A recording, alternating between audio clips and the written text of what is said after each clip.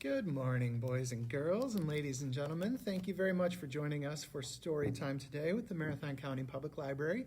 My name is Chad, and I will be reading some stories to you today. I haven't done this for a while, and I'm very happy to be here and picked out a few fun stories that I'll read and you can listen to, and we can all enjoy together. So our first couple of books deal with feelings or emotions, and one of those is shyness. If you know what that means, do you know what shyness means? It means that you're kind of afraid to approach people, or you'd maybe kind of prefer to step back a little bit. So we'll talk about shyness a little bit and also happiness, and then we'll have a fun story about two good friends named Izzy and Frank. So let's start with our first book, entitled Gustavo the Shy Ghost by author Flavia Z. Drago. Gustavo the Shy Ghost. Gustavo was a ghost. He enjoyed doing the normal things that paranormal beings do, passing through walls, making objects fly, and glowing in the dark. All three of those things sound really fun. But there was nothing in the world he loved more than playing the violin. Well, almost nothing. Gustavo was secretly in love with Alma, the prettiest monster in town.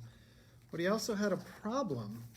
You see, Gustavo was so shy that some things felt incredibly difficult for him. There's a little ice cream stand, and you see, he's even too afraid to get ice cream. That's how bad it is, his shyness. And the worst part of it, making friends was terrifying. Gustavo had never dared to speak to any of the other monsters.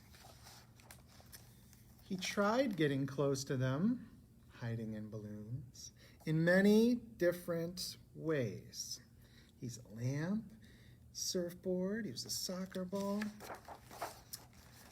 But even when he was right in front of them, they just couldn't see him. Gustavo longed to be a part of something. More than anything, he wanted to make a friend. I have to be brave. I have to let the others see me, he thought. So he decided to send a letter, a very special one. Dear monsters, I would like to invite you to my violin concert, which will take place at the Day of the Dead party next full moon at the cemetery. I would be thrilled to see you there. Gustavo the Ghost. As the days went by, Gustavo couldn't stop thinking, what if no one shows up? What if they don't like my music? What if they don't like me? Except tonight was the night, and this time he couldn't hide.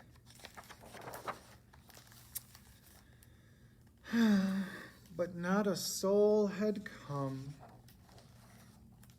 So, all alone, Gustavo did what he loved most. He played the violin, and the music made him happy. So happy that he glowed. Oh, how he glowed. Gustavo! We're sorry we're so late. We wanted to get you flowers, but we got lost instead. And then we heard your music, and we saw your glow. We really loved your concert. Would you like to hang out with us?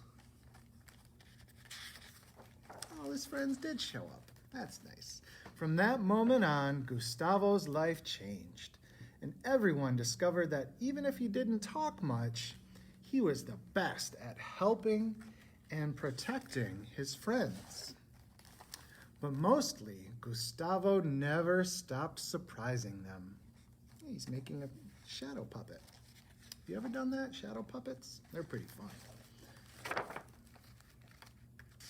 And our last page. And they never stopped loving him. See, now if you're brave and do what you love, then maybe you'll make some friends out of it, or at least make yourself happy. And speaking of happy, that's where our next story is going. This one is titled Where Happiness Begins, and the author is Eva Eland. Are you looking for happiness? It often has disguises and goes by different names. Some days it seems to be hiding, just like Gustavo did, while on others, it's right there with you, wherever you go. You can try to understand it, collect it, or protect it. You can try to catch it, but most of the time, happiness appears to have a will of its own. Do you know what that means? A will of its own? That means it will do whatever it wants to do.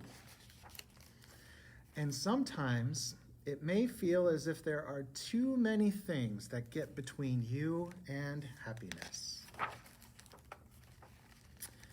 It's not always easy, but when you find your way through, happiness will be there, waiting. When you do find it, start following. See where it will take you. He's following happiness. Happiness may be different from what you expect, or even feel a little scary at first, but it will let you find new paths. Enjoy your time with family and friends, and do the things you love to do. You can't feel happy all the time. You might feel overwhelmed by your feelings and that you can't always control them, but you can find your way back home. Just breathe. Let's do that once more. Breathe.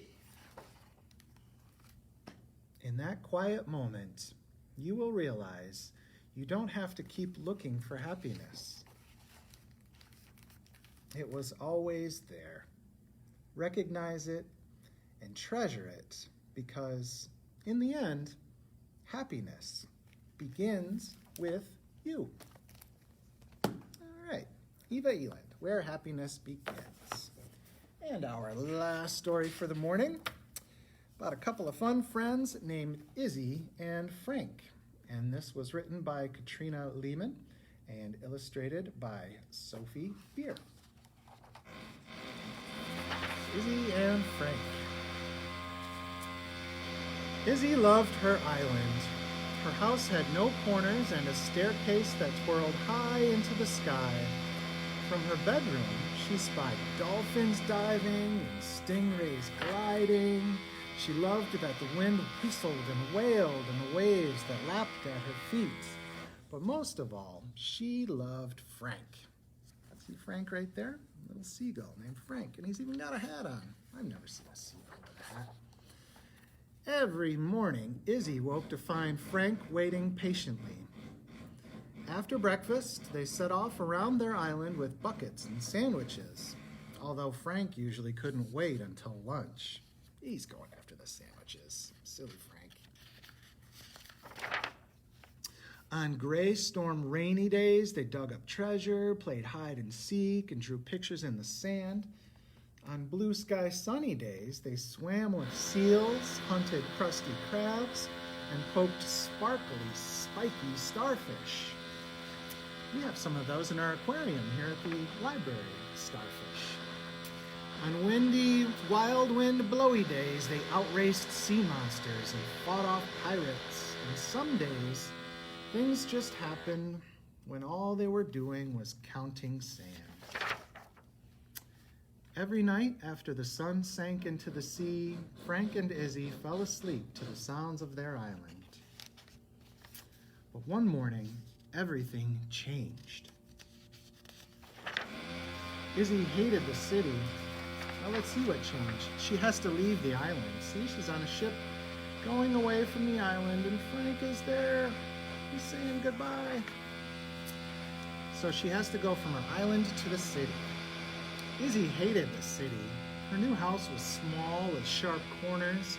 There were no winding stairs and no views of the sea. The streets were narrow and busy, and traffic hummed late into the night.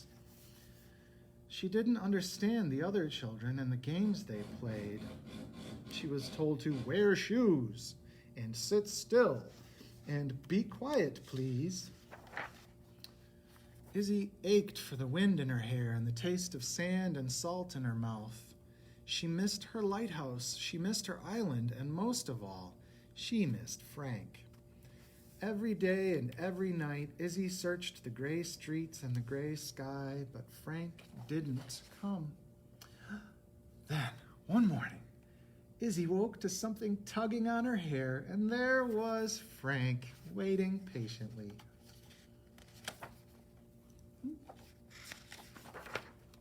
After breakfast, the two of them set out with sandwiches to explore her new home. They buried treasure, played hide and seek, and drew pictures on the walls. They swam in the fountain, chased butterflies in the park, and fought off pirates, yar.